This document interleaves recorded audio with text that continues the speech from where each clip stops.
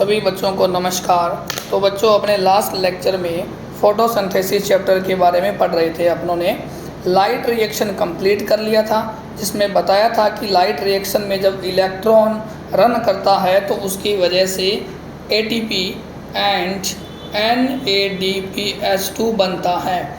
ये जो बनता है अब ये डायरेक्ट रिएक्शन में यूज़ कर लिए जाएंगे CO2 के रिडक्शन में और बना लेंगे अपने ग्लूकोज। ठीक है बच्चों, तो स्टार्ट करते हैं डायरेक्ट रिएक्शन, या फिर दूसरा नाम है इसका बायोसिंथेटिक फेज। ठीक है, ये जो डायरेक्ट रिएक्शन है या फिर बायोसिंथेटिक फेज है, इसे कार्बन साइकिल भी कहते हैं। क्या कहते हैं बच्चों? कार्बन साइकिल भी कहते हैं। देखो, नॉट रिक्वायर डायरेक्टली सनलाइट, यानी कि डायरेक्ट रिएक्शन डायरेक्ट सनलाइट पर डिपेंड नहीं करती, but it require product of light reaction, है ना। NADPH2 and ATP plus CO2 and H2O भी लिख सकते हैं, इन सब पर डिपेंड करती है। यानी कि एक बात ध्यान से सुनिए, डायरेक्ट रिएक्शन डायरेक्टली सनलाइट पर डिपेंड ना करके ये डिपेंड करती है लाइट रिएक्शन के प्रोडक्ट के साथ साथ CO2 और वाटर पर डिपेंड करती है, जिसमें इस रिएक्शन में डायरेक्ट रिएक्शन में CO2 का रिडक्शन होके ग्लूकोज में चेंज हो जाएगा। ये एक प्रकार की एंडोथर्मिक रिएक्शन है, क्योंकि इसमें एनर्जी की रिक्वायरमेंट है और एनर्जी NADPH2 एंड ATP के फॉर्म में आती है। ठीक है। डायरेक्ट रिएक्शन को समझाने के लिए एक साइंटिस्ट आया था, उस साइंटिस्ट का नाम है केल्विन। इसने डायरेक्ट रिएक्शन को समझाने के लिए यूज़ किया radio isotope tracer technique, chlorella algae, और साथ ही साथ में C14 कार्बन यूज़ किया है। C14 कार्बन को यूज़ किया है। ठीक है, ये बात ध्यान में रखनी है। अब देखो कि जो डायरेक्ट रिएक्शन है इसमें 3 पार्ट होते हैं। यानी कि डायरेक्ट रिएक्शन में ग्लूकोज बनता है। ग्लूकोज C3 साइकिल के थ्रू भी बन सकता है, C4 साइकिल के थ्रू भी बन सकता है, और केम पाथवे के थ्रू भी बन सकता है। यानी कि C3, C4 और केम पाथवे हैं, ये ग्लूकोज बनाने के तरीके हैं। इन सब को मिला के क्या कहते हो? डायरेक्ट रिएक्शन, या फिर कह सकते हैं कि डायरेक्ट रिएक्शन के 3 पार्ट हैं। अब देखो, पहले लिखा है C3 साइकिल या फिर केल्विन साइकिल। केल्विन एक साइंटिस्ट है जिसने C3 साइकिल की डिस्कवरी की थी, इसलिए इसके नाम पर रख दिया गया केल्विन साइकिल या फिर C3 cycle. This cycle is proposed by scientist Melvin kelvin. इसने यूज़ किया एक एल्गी जिसका नाम है क्लोरेला। क्लोरेला एक प्रकार की ग्रीन एल्गी है, वेरी वेरी इंपॉर्टेंट। इस भाई साहब ने, यानी कि साइंटिस्ट ने, है ना, ग्रीन एल्गी यूज़ किया जिसका नाम था क्लोरेला। इसने टेक्निक यूज़ की जिसका नाम है रेडियो आइसोटोप टेक्निक, और कार्बन यूज़ किया C14 isotope. Main enzyme of this pathway, यानी कि केल्विन साइकिल या फिर C3 साइकिल का जो मेन एंजाइम है ये क्या है? रूबिस्को है। ठीक है, और इस साइकिल में इसकी नेचर कार्बोक्सिलेज है। कार्बोक्सिलेज का मतलब रूबिस्को है ना, ये रूबिस्को CO2 के साथ जुड़ेगा, इसलिए बोला है कि इसकी नेचर कार्बोक्सिलेज है। First acceptor of CO2 in this pathway, CO2 का फर्स्ट एक्सेप्टर RUBP है, जो 5 कार्बन का एक प्रकार की कीटोज शुगर है। फर्स्ट प्रोडक्ट, है ना, इस साइकिल का फर्स्ट प्रोडक्ट कौन है? 3-फॉस्फोग्लाइसरिक एसिड, या फिर कहा जाता है 3PGA। क्या कहा जाता है? 3PGA। लास्ट प्रोडक्ट क्या है इस साइकिल का? लास्ट प्रोडक्ट है RUBP। क्या है बच्चों? RUBP है। इस साइकिल में 3 स्टेप का इन्वॉल्वमेंट है, कार्बोक्सिलेशन, रिडक्शन, रीजनरेशन। यानी कि C3 साइकिल में 3 स्टेप है ना, 3 स्टेप है, carboxylation, reduction, regeneration. Most important, most crucial steps है कार्बोक्सिलेशन, क्योंकि इसमें एंजाइम काम करता है, और इस एंजाइम का नाम है बच्चों रूबिस्को। क्या है नाम है? रूबिस्को। ठीक है, वेरी वेरी इंपॉर्टेंट। ये साइकिल कहाँ चलेगा? स्ट्रोमा में चलेगा। कहाँ चलेगा? स्ट्रोमा में चलेगा। ठीक है, आगे सुनिए कि ये रहा RUBP। क्या लिखा है बच्चों? RUBP। ठीक है, RUBP। ये RUBP 5 कार्बन की कीटोज शुगर है जो CO2 और वाटर को एक्सेप्ट करता है। एंजाइम कौन सा, रुबिस्को एंजाइम की प्रेजेंस में, ठीक है, CO2 का जुड़ना कार्बोक्सिलेशन कहलाता है। तो इस स्टेप का नाम क्या हो गया, कार्बोक्सिलेशन, और बन जाता है इस साइकिल का फर्स्ट स्टेबल प्रोडक्ट जिसे कहा जाता है 3-फॉस्फोग्लाइसरिक एसिड, इन शॉर्ट 3PGA कहते हैं। क्या कहते हो, 3PGA। ये रिएक्शन कैसे हुई है बच्चों, RUBP plus CO2 Rubisco enzyme की प्रेजेंस में बन जाता है 3PGA। ऐसे 2 मॉलिक्यूल है, ये फर्स्ट स्टेबल प्रोडक्ट है, ऐसे रिएक्शन हुई है ये। फिर दूसरा स्टेप, पहला कार्बोक्सिलेशन यानी कि CO2 का जुड़ना, दूसरा स्टेप है रिडक्शन। अब इसका क्या होगा, रिडक्शन होगा। ये देखो यहाँ पे क्या हुआ, रिडक्शन, और ट्रायोज फॉस्फेट बनता है, और ट्रायोज फॉस्फेट आगे कन्वर्ट हो जाता है ग्लूकोज में। कहाँ हो जाता है, ग्लूकोज, और ग्लूकोज स्टोर हो जाता है किस फॉर्म में, स्टार्च की फॉर्म में स्टोर हो जाता है।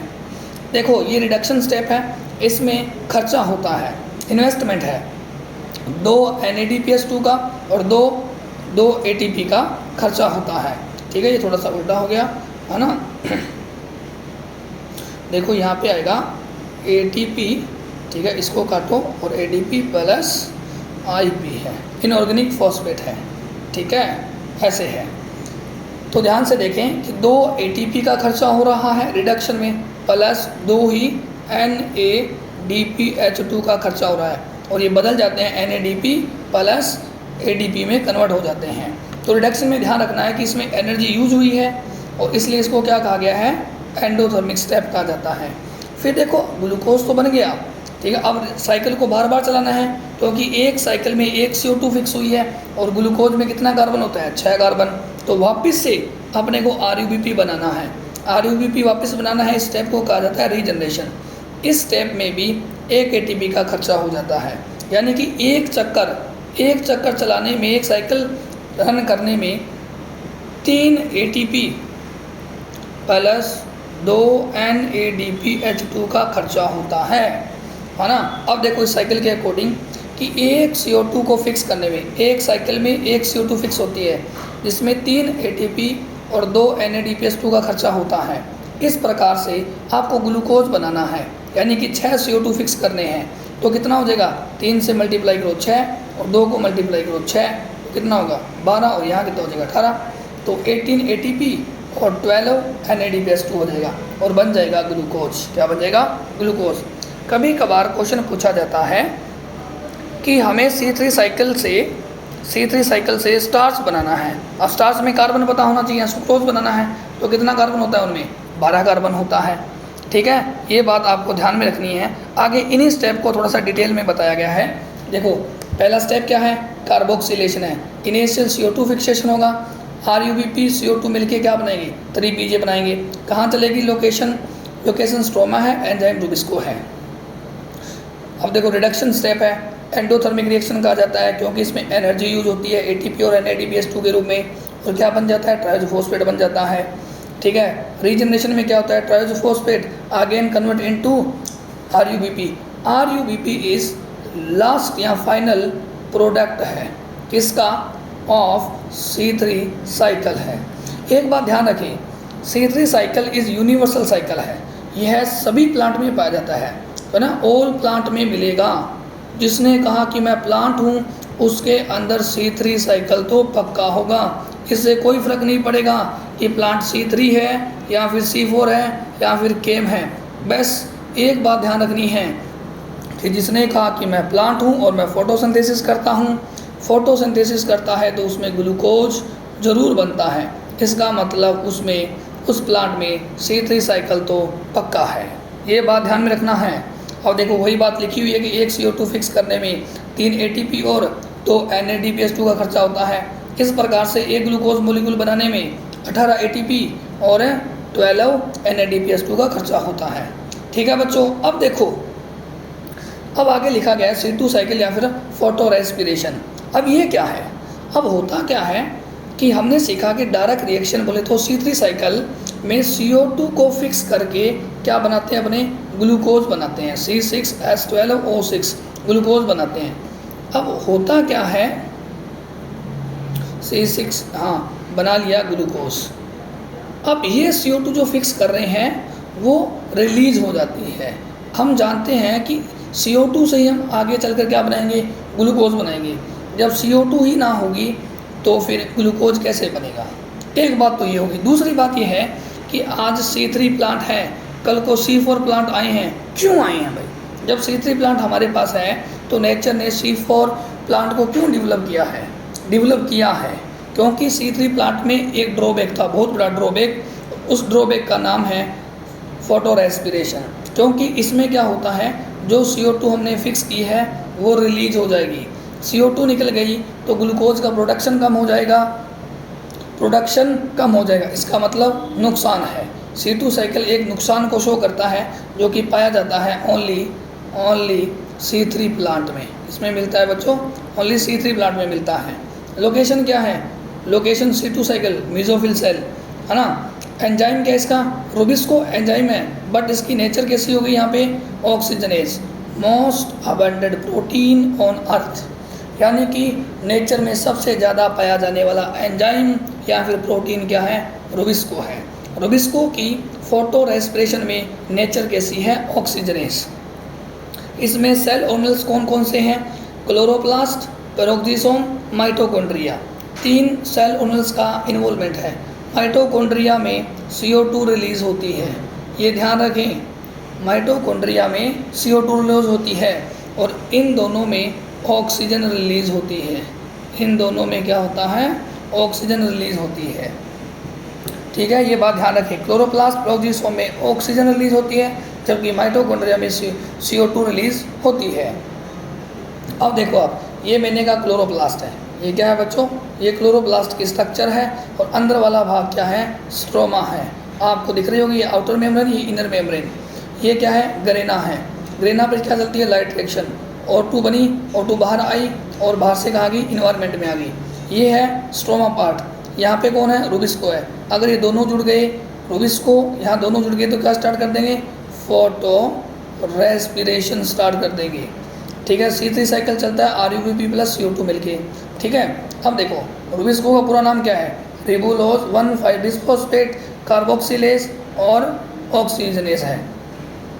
अब देखो ध्यान से कि RUBP और CO2 रुबिस्को एंजाइम की प्रेजेंस में जुड़ के क्या बनाता है? 3PJ के 2 मॉलिक्यूल बनाता है। तो यहाँ पर उसकी नेचर क्या है? कार्बोक्सिलेज, क्योंकि CO2 से जुड़ा है। रुबिस्को यहाँ पे RUBP ऑक्सीजन से जुड़ा है। ठीक है, रुबिस्को ऑक्सीजनेज, यानी कि यहाँ क्या बनाता है? फॉस्फोग्लाइकोलेट। फॉस्फोग्लाइकोलेट का बनना ही तो फोटो रेस्पिरेशन है, साथ ही साथ 3PJ भी बनता है, 3PJ भी बनता है। ऑक्सीजन से जुड़ा तो कह देंगे ऑक्सीजनेज, और CO2 से जुड़ा है तो कह देंगे रुबिस्को की नेचर कैसी है? कार्बोक्सिलेज।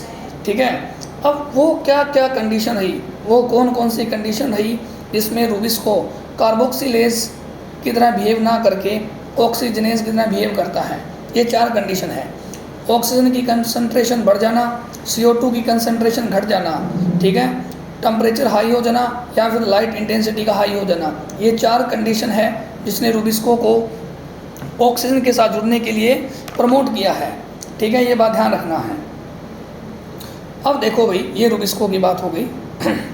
ये जब रुबिस्को एक्ट एज ऑक्सीजनेज, उस कंडीशन को क्या कहते हैं? उस प्रोसेस को फोटो रेस्पिरेशन। ये पाई जाती है ट्रॉपिकल कंडीशंस में। ट्रॉपिकल कंडीशन यानी कि यहाँ पर टेम्परेचर ज़्यादा हो वहाँ पे मिलता है। ये छोटा सा डायग्राम बना के आपको समझाया गया है कि RUBP है, 5 कार्बन की एक कीटोन शुगर है, CO2 से जुड़ के क्या बनाए? 3PJ के 2 मॉलिक्यूल बनाए, फिर ट्राइसोफॉस्फेट और ट्राइसोफॉस्फेट से वापस RUB बन जाए, तो ये कहलाता है C3 साइकिल। अगर ये यहाँ पे रुबिस्को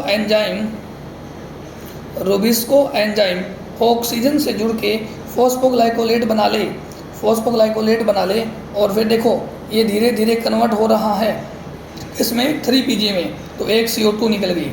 CO2 को तो हमने ग्लूकोज के लिए रखा था या फिक्स किया था, वो तो आज वापस इन्वायरमेंट में चली गई। इसका मतलब नुकसान हो गया। इसका मतलब फोटो रेस्पिरेशन एक प्रकार का नुकसान है। ठीक है, अब बात यह है कि रुबिस्को तो दोनों से जुड़ता है। रुबिस्को एंजाइम CO2 से भी जुड़ता है और ऑक्सीजन से भी जुड़ता है। अब बात यह है कि ज़्यादा एफिनिटी किसके साथ है? ज़्यादा बॉन्डिंग है CO2 के साथ। किसके साथ है? CO2 कार्बन डाइऑक्साइड के साथ ज़्यादा जुड़ता है रुबिस्को। ठीक है, आगे लिखा गया फोटो रेस्पिरेशन C2 साइकिल कहते हैं। क्लोरोप्लास्ट पेरोक्सिसोम माइटोकॉन्ड्रिया में होता है। जो ऑक्सीजन रिलीज होती है, सॉरी जो CO2 रिलीज होती है वो कहाँ होती है, माइटोकॉन्ड्रिया में होती है। ये रही C3 साइकिल। C3 साइकिल की मेन बात, ये सभी प्लांट में पाया जाता है, C3 C4 केम प्लांट में। इससे कोई फ़र्क नहीं पड़ता कि सामने प्लांट कौन सा है, बस एक कंडीशन है, प्लांट होना चाहिए वो भी फोटोसिंथेसिस करने वाला। ठीक है, प्लांट है तो फोटोसिंथेसिस करेगा, फोटोसिंथेसिस करेगा तो उसमें C3 साइकिल पक्का है। C3 साइकिल बोले तो केल्विन साइकिल है। क्या है बच्चों, केल्विन साइकिल है। आगे देखो लिखा गया है C4 साइकिल की बात करते हैं, या फिर C4 pathway, hatch slag pathway भी कहा जाता है, हैच स्लैग पाथवे भी कहा जाता है। ये साइंटिस्टों के नाम पर दिया गया है। They are tolerate to high temperature. ठीक है, ये टेम्परेचर के प्रति क्या है, टॉलरेट है, ज़्यादा टेम्परेचर हो कोई फ़र्क नहीं पड़ेगा। ठीक है, CO2 fixation to prevent rubisco as oxygenase. यहाँ पर जो रुबिस्को एंजाइम है वो ऑक्सीजनेज की तरह बिहेव नहीं करेगा। ठीक है, बंडल शीट पाया जाता है इसमें, बंडल शीट सेल मिलती है, इसमें सेल्स प्रेजेंट है। इसमें क्या होता है कि जो वैस्कुलर बंडल है, वैस्कुलर बंडल है, ये बड़ी बड़ी सेल से क्या हो जाते हैं, घिरे हुए होते हैं। और ऐसी एनाटोमी को कहा जाता है क्रंच एनाटोमी, एनाटोमी कहा जाता है। क्रंच एनाटोमी कहाँ मिलती है, C4 प्लांट की leaf, leaf of C4 plant, C4 plant की लीफ में मिलती है। ठीक है, क्रंच एनाटोमी कौन से प्लांट का फीचर है, C4 प्लांट का फीचर है। कहाँ पे मिलती है, लीफ में मिलती है। एग्जाम्पल क्या है C4 प्लांट के, नाम सुना होगा आपने, मेज, शुगर केन, ठीक है, और सोरगम। क्या कहते हैं, हाँ तो बच्चों अपने बात करें C4 पाथवे की। ठीक है, C4 पाथवे की ये रही मीजोफिल सेल, ये रही बंडल शीट सेल। ठीक है, मीजोफिल सेल है, देखो मीजोफिल सेल ये ऊपर वाली क्या है, मीजोफिल सेल है, और ये क्या है, बंडल शीट सेल है। इसमें चलती है देखो लाइट रिएक्शन, लाइट रिएक्शन चलेगी तो क्या बनेगा, अपने पास एक बनेगा NADPH2 और क्या बनेगा, ATP बनेगा, बनेगा ना। अब CO2 आके यहाँ पे इसके अंदर इंटर करती है मीजोफिल सेल में, और CO2 को फर्स्ट टाइम जो एक्सेप्ट करता है उसे कहते हैं 3 कार्बन का पेप। कितने कार्बन का, 3 कार्बन का पेप। ध्यान रखें इस बात को, एक कार्बन 3 कार्बन मिला के 4 कार्बन का बनता है ऑक्जेलो एसिटिक एसिड।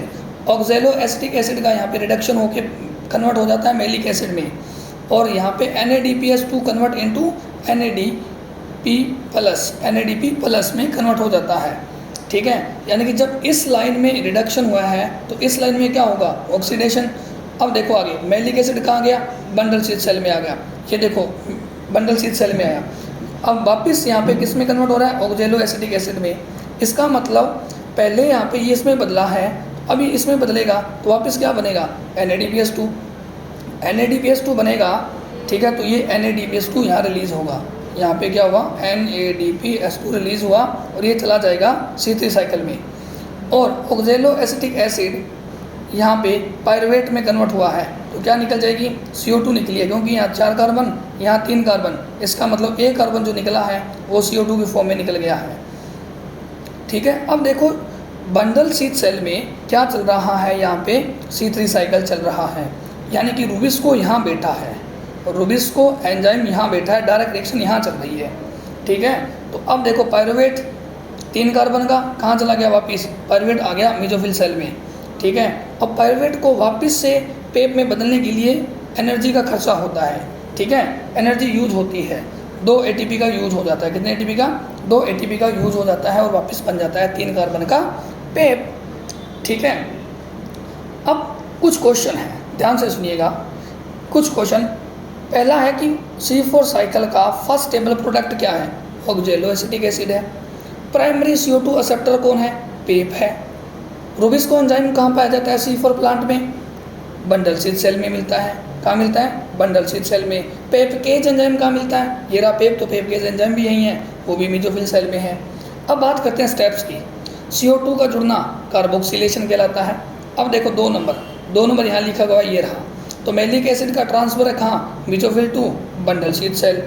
आगे क्या है 3 नंबर, CO2 का निकलना, डी कार्बोक्सिलेशन। पायरुवेट वापस गया इसमें, तो बोला कि bundle sheath to mesophyll cell. Pyruvate वापस में कन्वर्ट हुआ तो रीजनरेशन। टोटल 5 स्टेप है, ध्यान रखें इस बात को। अब देखो भाई, ये डायरेक्ट रिएक्शन चल रही है यहाँ पे, और यहाँ पे क्या चल रही है, लाइट रिएक्शन, ठीक है। ये रिस्ट है, कार्बोक्सिलेशन ट्रांसपोर्ट हो गया, डीकार्बोक्सिलेशन हो गया, transport of C3 acid to बंड C2 मेसोफिल सेल, और लास्ट में क्या है, रीजनरेशन है। अब देखो C4 के खास बात क्या है कि CO2 का फिक्सेशन 2 बार हो रहा है, एक तो ये रहा और एक यहाँ पे CO2 का फिक्सेशन ये रहा, यानी कि 2 बार फिक्सेशन हो रहा है। ये समझाया गया है कि लाइट रिएक्शन का प्रोसेस कैसे हुआ, कि अपने कुछ बच्चे सोच लेते हैं कि NADPH2 और ATP दोनों चाहिए C3 साइकिल को चलने के लिए, वो कहाँ से आई है। तो मेसोफिल में क्या चल रही है, लाइट रिएक्शन चल रही है। क्या चल रही है, ये देखो लाइट रिएक्शन। और बंडल में क्या होता है कि फोटो सिस्टम फास्ट होता है। क्या होता है, फोटो सिस्टम फास्ट, तो ATP मिल जाएगी। ये डिफरेंसेस है, यहाँ पे डिफरेंसेस है। मेसोफिल सेल और बंडल सेल का ये प्रीवियस है, मतलब कि CO2 अंदर आ सकता है, ऑक्सीजन बाहर जा सकता है, क्योंकि लाइट रिएक्शन चली है। मेसोफिल सेल में पेपकेज एंजाइम है, तो बंडल सिट में कौन है, रुबिस्को है। ये ग्रेनल है तो ये एग्रेनल है। यहाँ पे दोनों सिस्टम चलता है, यहाँ ओनली PS फास्ट चलता है। यहाँ ऑक्सीजन प्रोड्यूस होती है मेसोफिल में, तो यहाँ क्या होगा, ग्लूकोज प्रोड्यूस होगा। इंटरसेलुलर स्पेस यहाँ पे है, परंतु इसमें क्या है, यहाँ थोड़ा सा कम होता है और मोर क्लोरोप्लास्ट है, ठीक है। ये बात रही C4 साइकिल की। यहाँ पे C4 साइकिल कंप्लीट हो जाता है। कोई डाउट है तो वापस से कमेंट करें, लेक्चर को 2-3 बार देखें और अपने दोस्तों के साथ शेयर करें। अच्छा लगा हो तो लाइक करें, शेयर करें, सब्सक्राइब करें, ठीक है बच्चों। तो मिलते हैं अगली क्लास में। जय हिंद, जय भारत।